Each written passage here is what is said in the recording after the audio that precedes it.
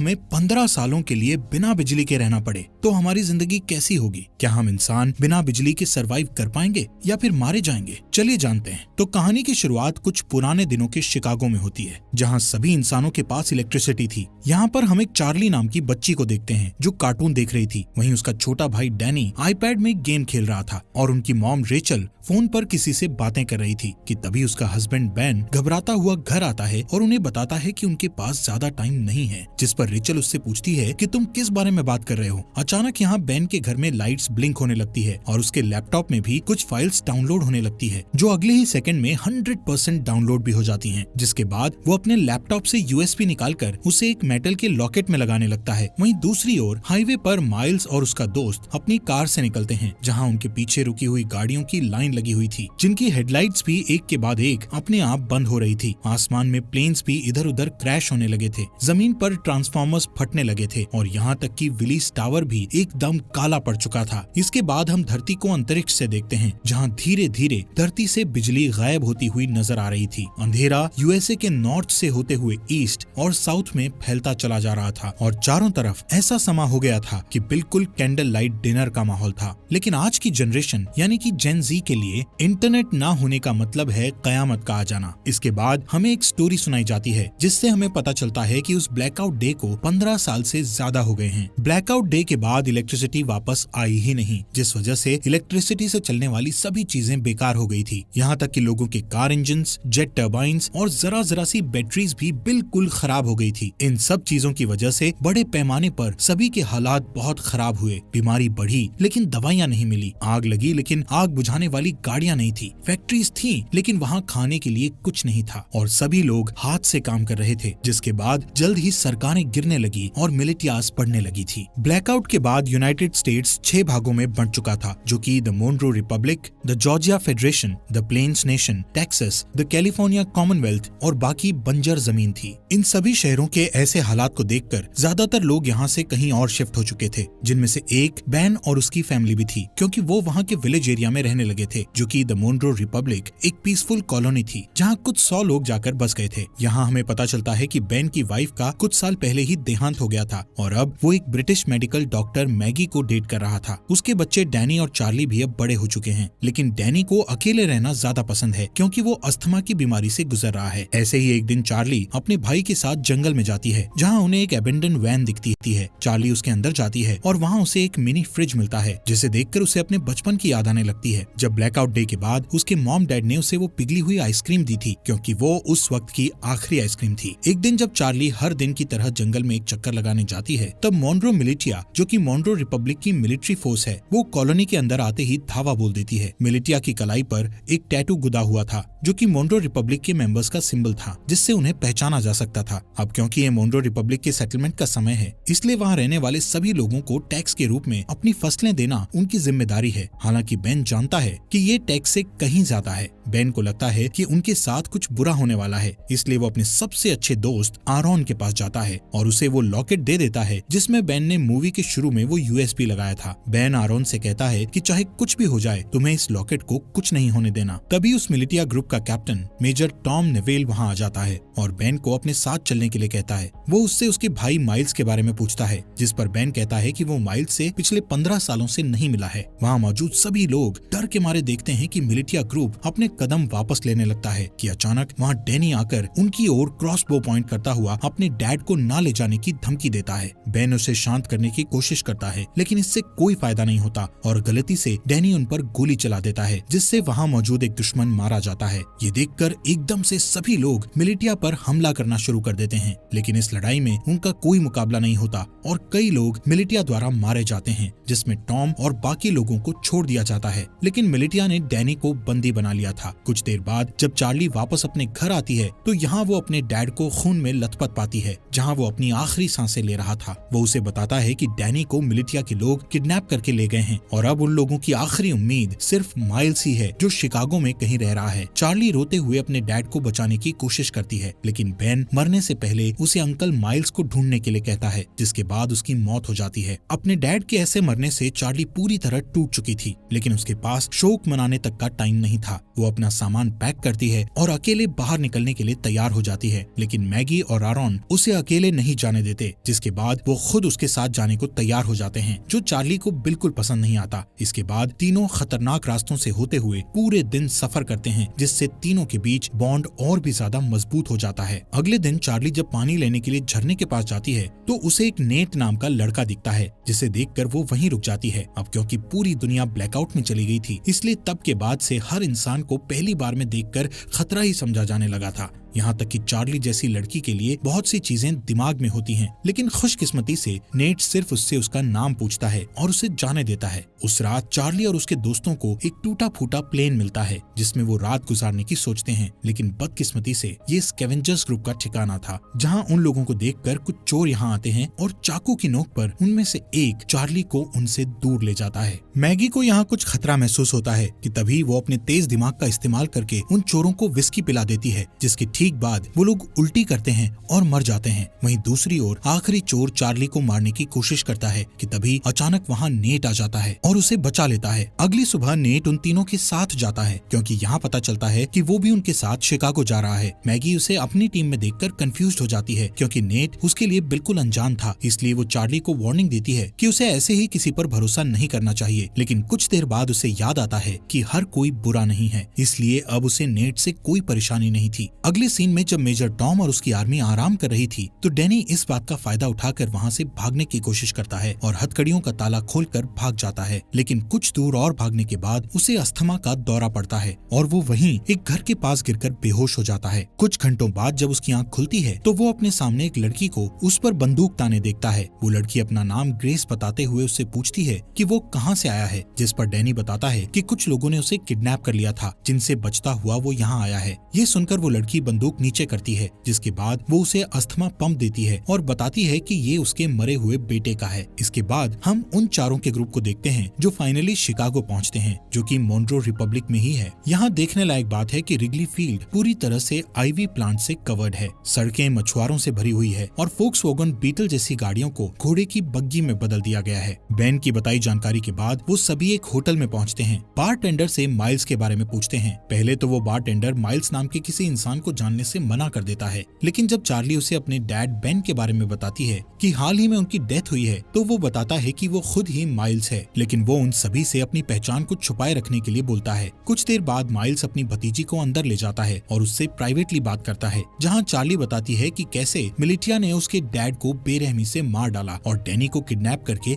अपने साथ ले गए। जिसके बाद चार्ली उससे पूछती है कि वो लोग हमारी फैमिली के पीछे क्यों पड़े हैं, जिस पर माइल्स कहता है कि जरूर बेन कुछ न कुछ उस ब्लैकआउट के बारे में जानता था। वो कहता है कि मोन्ट्रो रिपब्लिक के लीडर जनरल मोन्ट्रो एक क्रूअल डिक्टेटर था, जो पूरे देश और पूरी दुनिया को अपने कब्जे में करना चाहता था, लेकिन उसके लिए उसे कुछ हथियारों की जरूरत थी, जैसे कि फाइटर प्लेन्स, टैंक्स और यहाँ तक न्यूक्लियर बॉम्ब्स। और क्योंकि बेन अकेला ऐसा इंसान था जो ब्लैकआउट क्यों हुआ था उसके बारे में जानता था और मोन्ट्रो को विश्वास था कि वो इससे निपट सकता है। ये सब सुनने के बाद चार्ली अपने भाई डैनी को लेकर और ज्यादा चिंतित हो जाती है और अपने अंकल से उसकी मदद करने के लिए कहती है, लेकिन सरप्राइजिंगली वो उसकी मदद करने से साफ मना कर देता है, क्योंकि उसका मानना था कि ये काम बहुत रिस्की है और वो इस काम को करने के लायक नहीं है। जिससे नाराज होकर चार्ली वापस अपने ग्रुप के पास जाने के लिए तैयार हो जाती है। उसे परेशान देखकर नेट माइल्स के पास बिल्कुल लड़ने के मूड में जाता है, लेकिन तभी माइल्स नेट का हाथ पकड़कर उठता है, जहाँ पता चलता है कि नेट भी मोन्ट्रो मिलिटिया का मेंबर है और वो चार्ली और उसके दोस्तों के साथ मिलकर माइल्स तक पहुँचना चाहता था। ये जानकर हर कोई हैरान हो जाता है, लेकिन इससे पहले कि वो कुछ कर पाते नेट वहाँ से भाग जाता है। अब मिलिटिया को उनकी लोकेशन का पता होने के बावजूद भी माइल्स अपनी जगह को छोड़ने से मना कर देता है, क्योंकि उसका मानना था कि वो अकेला ही पूरी फौज का सामना कर सकता है। चार्ली और बाकी लोग भी माइल्स की मदद करने को तैयार थे, लेकिन माइल्स गुस्से में उन पर चिल्लाते हुए उन्हें यहाँ से दूर जाने के लिए कहता है। कुछ ही देर बाद नेट अपने साथ बहुत सारे आर्मी सेना को लेकर माइल्स से लड़ने आता है, लेकिन इतने सैनिक होने के बावजूद भी माइल्स सभी से बड़ी सफाई से तलवारों का इस्तेमाल करके लड़ता है और एक एक करके सबको मार देता है। जिसके बाद वहाँ चार्ली और उसके दोस्त वापस आ जाते हैं और माइल्स के साथ लड़ाई में में शामिल हो जाते हैं। इसी बीच मिलिटिया का एक आदमी चार्ली को जान से मारने की कोशिश करता है, लेकिन अचानक से तभी नेट आकर उस आदमी को मार गिराता है।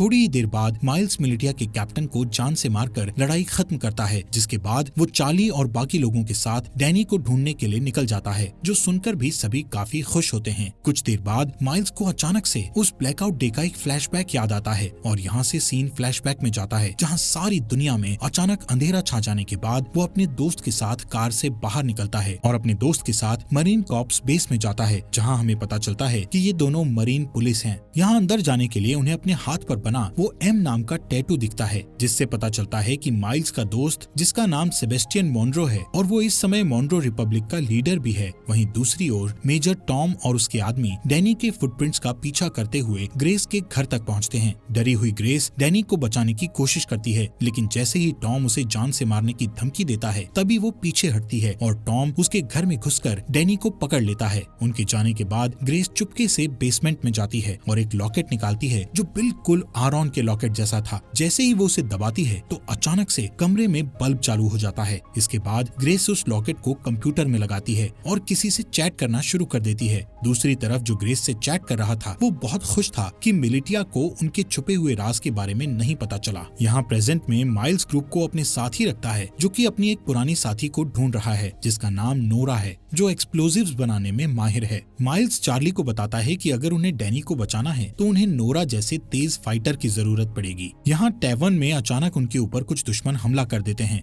लेकिन इस बार भी माइल्स सबको हरा देता है। तभी वो एक आदमी को पकड़ता है और उसका गला घोटते हुए नोरा की लोकेशन पूछता है। यहाँ हमें पता चलता है कि नोरा को भी मिलिटिया ने पकड़ रखा है और इस समय वो मिलिटिया में एक नौकर बनकर रह रही है। उस रात माइल्स अकेले ही बाहर जाने का फैसला करता है, ये कहते हुए कि वहाँ जाना खतरे से खाली नहीं है। जिसके बाद वो रेडी होकर बाकी ग्रुप के लोगों को लॉवेल इंडियाना में अगले 2 वीक बाद मिलने के लिए कहता है। हालांकि अगली सुबह जब मैगी और आरॉन जागते हैं तो उन्हें पता चलता है कि जिद्दी चार्ली भी माइल्स के साथ निकल गई है, जो चीज उन्हें बिल्कुल अच्छी नहीं लगती। अब उनके पास कोई चारा नहीं बचा था, इसलिए आरॉन मैगी को लॉकेट देता है जो कि बेन ने उसे दिया था। वो ये भी बताता है कि बेन ने उन्हें ग्रैंड पार्क में एक लेडी से मिलने के लिए भी कहा था, जो और कोई नहीं बल्कि ग्रेस ही है। हालांकि दोनों अभी भी चार्ली को लेकर चिंतित हैं, लेकिन उन्हें लगता है कि वो ठीक हो जाएगी और इसके बदले वो ग्रेस को ढूंढने के लिए ग्रैंड पार्क जाने लगते हैं। ये दोनों ग्रेस को ढूंढने निकल जाते हैं, जहाँ इन्हें लगता है कि ग्रेस ही वो की हो सकती है जिससे अर्थ पर इलेक्ट्रिसिटी को वापस लाया जा सकता है। वहीं दूसरी ओर जब मेजर टॉम अपनी सेना को लीड करते हुए अपने अड्डे की ओर जा रहे थे कि तभी अचानक एक गोली चलने की आवाज सुनाई देती है, जो सुनते ही वो लोग अपना रास्ता बदलकर उस गन शॉट की आवाज का पीछा करते हैं, जिसका पीछा करते करते वो लोग एक छोटे से घर तक पहुंचते हैं, जहां इन्हें पता चलता है कि इस मॉन्रो रिपब्लिक में आम इंसान अपने पर्सनल बंदूकें और गोला बारूद नहीं रख सकते। इसी वजह से सभी लोग क्रॉसबोज और दूसरे हथियारों का इस्तेमाल करते हैं।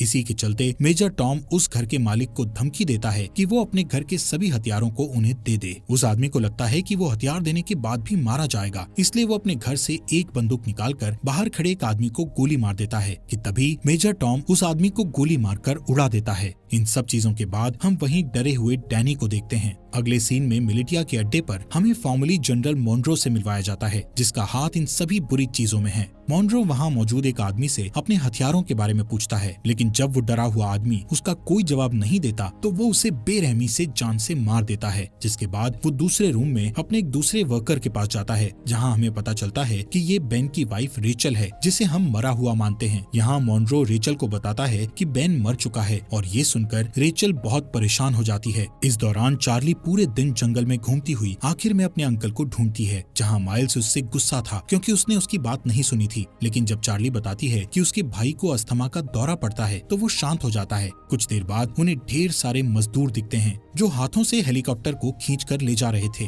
यहाँ पता चलता है कि जनरल मॉन्रो को विश्वास है कि एक दिन इलेक्ट्रिसिटी जरूर आएगी और उस दिन के लिए वो खुद को तैयार करना अभी से शुरू कर देता है। इन सभी मजदूरों में माइल्स नोरा को भी देखता है और चार्ली से कहता है कि उसे इतने सारे लोगों में से बचाना मुश्किल होगा क्योंकि यहाँ कई सारे गार्ड्स के पास स्नाइपर राइफल भी हैं। लेकिन माइल्स अपने दोस्त को हर हालत में बचाना चाहता है। वो नोरा को बचाने का प्लान बनाते हुए रात होने का इंतजार करता है और जैसे ही रात होती है तो सबसे पहले लिए चार्ली डिस्ट्रैक्शन पैदा करती है और वहाँ मौजूद गार्ड्स को भगा देती है। फिर वो वहाँ गार्ड्स के पीछे छुप जाता है और आखिर में नोरा को बचाकर अपने साथ ले जाता है। लेकिन इस बात से नोरा नाराज हो जाती है क्योंकि वो खुद जानबूझकर कैदी बनी हुई थी, क्योंकि उसे उनकी राइफल चुरानी थी। उन स्नाइपर्स के पास ऐसे हथियार हैं जो आमतौर पर मिलना मुश्किल हैं। कुछ देर बाद माइल्स नोरा से कहता है कि उसे अपनी भतीजी को बचाने के लिए उसकी मदद चाहिए, जिसके लिए वो तुरंत मान जाती है। लेकिन इसके बदले वो उससे स्नाइपर्स से राइफल चुराने में मदद मांगती है। माइल्स को ये मुश्किल लगता है, लेकिन इस समय उसके पास नोरा की बात मानने के अलावा कोई चारा नहीं था। थोड़ी देर बाद वो तीनों पास की एक झोपड़ी में जाते हैं, जहाँ वो तीनों डैनी को बचाने की प्लानिंग करते हैं। बारूद का यूज करके नोरा एक टेम्पररी हथियार बनाती है, जिसका इस्तेमाल वो उन स्नाइपर्स वाले गार्ड को मारने के लिए करेंगे। लेकिन एक दिक्कत ये है कि इस हथियार का असर सिर्फ कुछ मीटर्स तक ही रहेगा, जिसका मतलब हुआ कि उनमें से किसी एक को गार्ड के पास जाकर उन्हें गोली मारनी होगी। वो लोग प्लान करते हैं कि माइल्स और नोरा आसानी से उनकी पकड़ में आ जाएंगे, लेकिन चार्ली उनका आखिरी ऑप्शन होगा। यहाँ से जाने से पहले माइल्स उनसे कहता है कि जैसे ही वो सभी गार्ड्स मर जाएंगे तो वो सभी पहरेदारों को निकाल लेंगे। कुछ ही देर बाद चार्ली अपने हथियार को स्लीव्स के अंदर छुपाती है और एक खोया हुआ इंसान होने का नाटक करती हुई पहरेदारों के पास जाती है, जिसके बाद वो तुरंत हथियार लेकर गार्ड्स के पास जाती है और तुरंत उन्हें मार देती है। इससे पहले कि बाकी गार्ड्स कुछ कर पाते, वहाँ नोरा और माइल्स आकर उन पर हमला कर देते हैं। इस लड़ाई के बाद जब वो लोग सभी मजदूरों को आजाद कर रहे थे तो नोरा ये रिवील करती है कि उसने अपने रेबल के लिए स्नाइपर चोरी की थी।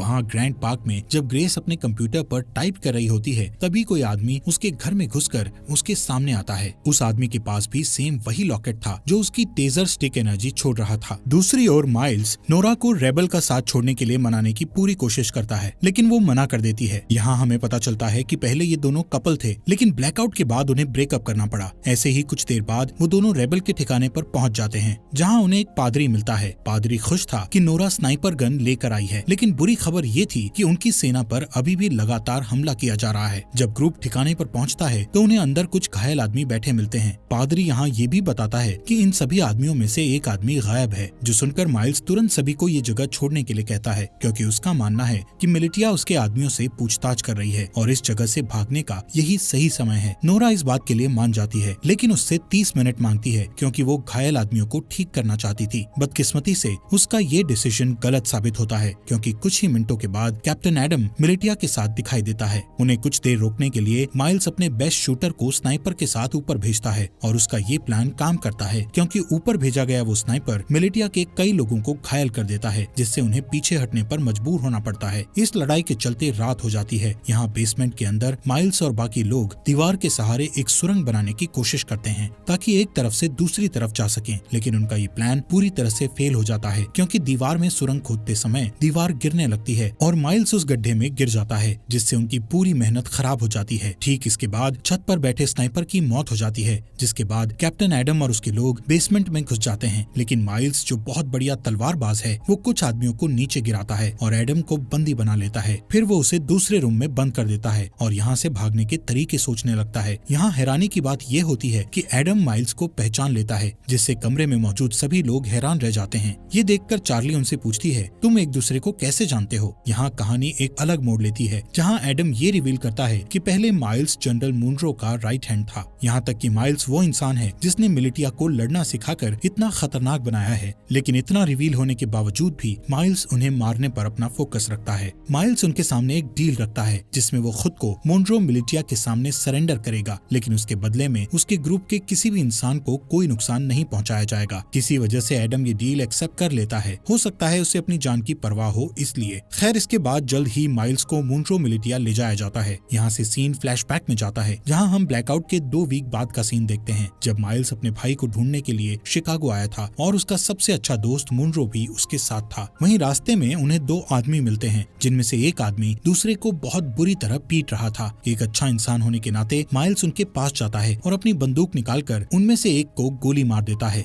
इसके बाद दोनों दोस्त उस बचे हुए चोटिल इंसान की मदद करते हैं, जो और कोई नहीं बल्कि कैप्टन एडम ही था और इसीलिए वो आज तक माइल्स की इतनी रिस्पेक्ट करता है क्योंकि उसने उसकी जान बचाई थी। यहाँ से सीन वापस प्रेजेंट में आता है। जैसे ही माइल्स मिलिटिया को अपनी जगह पर ले जा रहा था तो रास्ते में वो एक ब्रिज पार करते हैं जहाँ अचानक से एक एक्सप्लोजन होता है जिससे सभी लोग चौंक जाते हैं और इसी दौरान नोरा और चार्ली माइल्स को उनसे बचा लेते हैं। वहाँ से जाने से पहले वो एक और एक्सप्लोजन करते हैं जिससे वो पकड़े न जाएं। वहीं दूसरी ओर मैगी और आरॉन जो ग्रेस को ढूंढने के मिशन पर हैं, आखिरकार वो उसके घर तक पहुँच जाते हैं, लेकिन उस घर में कोई भी नहीं था क्योंकि ग्रेस ने ये घर छोड़ दिया था। यहाँ आरॉन जो गूगल का एक पुराना एम्प्लॉय होने का दावा करता है और कहता है कि वो कंप्यूटर के बारे में बहुत कुछ जानता है। इसके बाद वो बेसमेंट में जाता है जहाँ उसे ग्रेस का कंप्यूटर रखा मिलता है जिसे देखकर पता चलता है कि इसे हाल ही में बनाया गया था, जिससे पता चलता है कि यहाँ इलेक्ट्रिसिटी थी। हालांकि जब वो कई घंटों तक कंप्यूटर की जांच पड़ताल करता है तो उसे वहाँ कोई सुराग नहीं मिलता। आरॉन थक जाता है और ऊपर जाकर वो कंप्यूटर मैगी को दिखाता है। तभी उसका लॉकेट चमकने लगता है और पास में रखे हेडफोन में गाना बजना शुरू हो जाता है जहाँ मैगी के आईफोन में जान सी आ जाती है, जिसकी वजह से वो कई सालों बाद अपने बच्चों को देखती है। और ये रेवोल्यूशन वेब सीरीज आपको यहाँ तक कैसी लगी? इस सीरीज के नेक्स्ट एपिसोड लाएं या नहीं, कमेंट बॉक्स में हमें जरूर बताएं।